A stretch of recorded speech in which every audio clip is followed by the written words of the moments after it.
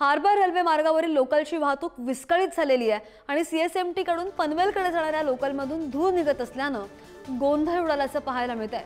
Kurla railway स्थानकातील platform क्रमांक 7 वर उभ्या असलेल्या लोकल ट्रेनमधून धूर निघालाय आणि सध्या आरपीएफ आणि जीआरपीचे कर्मचारी घटनास्थळी दाखल झालेले आहेत। हार्बर रेल्वे मार्गावर लोकलची वाहतूक विस्कळीत झाल्याची माहिती समोर आली आहे आणि छत्रपती शिवाजी महाराज टर्मिनसहून पनवेलकडे जाणाऱ्या लोकलमधून धूर निघतोय आणि त्यामुळे एकच गोंधळ उडाल्याचं दिसतंय। कुर्ला रेल्वे परिसरातील प्लॅटफॉर्म क्रमांक 7 वर उभ्या असलेल्या लोकल ट्रेनमधून हा धूर निघल्याची माहिती समोर आली आहे आणि सध्या आरपीएफ आणि जीआरपीचे कर्मचारी घटनास्थळी दाखल झालेले आहेत। अधिकची माहितीवर आमचे प्रतिनिधी धनंजय दळवी आपल्या सोबत आहेत। धनंजय, लोकलमधून धूर निघतोय अशी माहिती समोर आली आहे, काय नेमकं झालेलं आहे?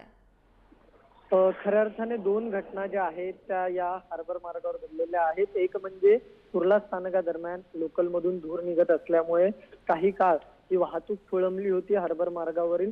त्यानंतर तिथे जीआरपीएफ आणि आरपीएफ चे जवान हे त्या ठिकाणी पोहोचले आणि त्यानंतर ती ट्रेन जी आहे ती त्याच ठिकाणी थांबवण्यात आली आणि त्यानंतर वाहतूक जी आहे ती सुरळीतरित्या सुरू करण्यात आली। मात्र त्यानंतर जर आपण पाहिलं तर छत्रपती शिवाजी महाराज टर्मिनस कडून पनवेलच्या दिशेने जाणारी वाहतूक पुन्हा खोळंबली। ते म्हणजे 7:27 जे आहे ती वडा स्थानकादरम्यान जे रेल्वेचं व्हील आहे ते लॉक असल्यामुळे त्या ठिकाणी खोळंबा झालेला पाहायला मिळाला। 13 मिनिटं लोकल जी आहे ती एकाच ठिकाणी वडा स्थानकादरम्यान उभी राहिली आणि त्यामुळे व्हील लॉकमुळे देखील प्रवाशांचे मोठे हाल झालेले पाहायला मिळाले।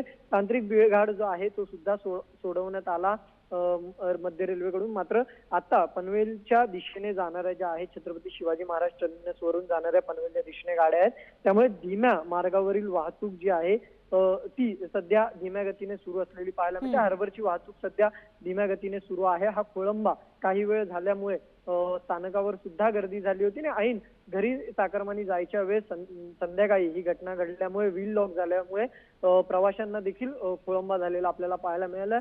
लोकलच्या सुद्धा बरोबर आहे, विस्कळीत झालेली वाहतूक आता सुरळीत सुरू आहे, मात्र फक्त धीम्या गतीने सुरू आहे असं कळतंय।